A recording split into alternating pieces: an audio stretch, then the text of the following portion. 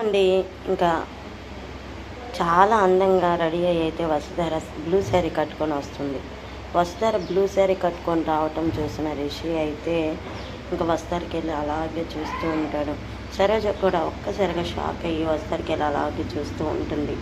ఇంకా వసుధర నడుచుకుంటూ వస్తుంటే రిషి అలాగే చూస్తూ ఉంటాడు. మేడం గారు, ఈ చీర మీకు చాలా బాగుంది మేడం గారు. అయినా నేను తెచ్చిన డ్రెస్సుల్లో ఈ చీర లేదు కదా, ఈ చీర నిజంగా మీకు చాలా అందంగా ఉంది అని చెప్పి రిషి అంటుంటాడు. ఇది మీరు తెచ్చిన చీర కాదు సార్, ఈ చీర సరోజ నాకు గిఫ్ట్గా ఇచ్చింది అనగానే సరోజ ఇంకా ఆలోచించుకుంటూ ఉంటుంది.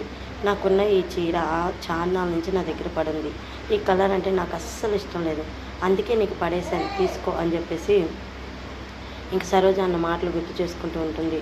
అసలు ఇంకా వసుధర రిషికి వెళ్ళి రిషి వసుధరకి వెళ్ళి ఇద్దరు ఒకరు చూసుకుంటూ ఉంటారు.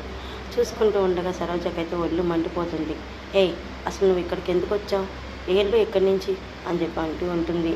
ఏంటి మేడం కోపం వస్తుందా అని చెప్పి వసుధర అంటూ ఉంటుంది.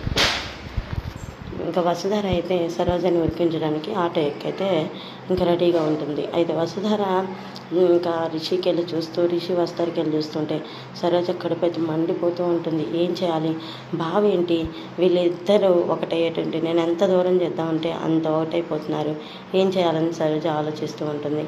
ఇంకా వసుధర అయితే సరే అయితే నేను క్లాస్ అయిపోగానే మీకు కాల్ చేస్తానని చెప్పి వస్తారంటుంటే సరే మేడం గారు అంటూ ఉంటా. రిషి అంటుంటారు. చూసారు కదండి మరి రాబోయే కథలో ఏం జరుగుతుంది అంటే టైం వచ్చేసి 7 o'clock, నేను వచ్చి 5 o'clock కల్లా నిద్ర లేచేసి గడపలు అయితే పూజించాను అనమాట.